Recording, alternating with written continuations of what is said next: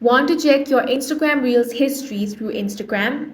First, launch open the Instagram app on your device. Now, Instagram doesn't have a direct watch history like YouTube. So instead, what you can do is tap on the magnifying glass at the bottom of your screen. This will take you to the Explore page. This shows Reels and posts based on your interactions. Now, tap on the profile picture at the bottom right corner of your screen. Then tap on the three lines at the top right corner. Now, select the option of your activity. Inside activity, you want to tap on interaction section. Here, choose likes.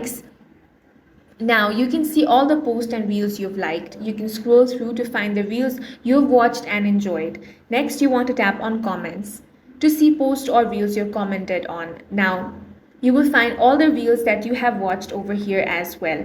Keep in mind that if you didn't like or commented on a reel, it won't appear here.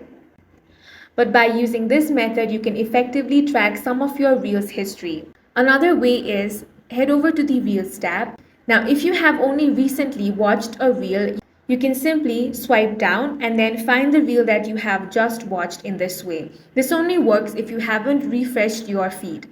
And that's all for this video. If you found it useful, make sure to like, comment, and subscribe to our channel.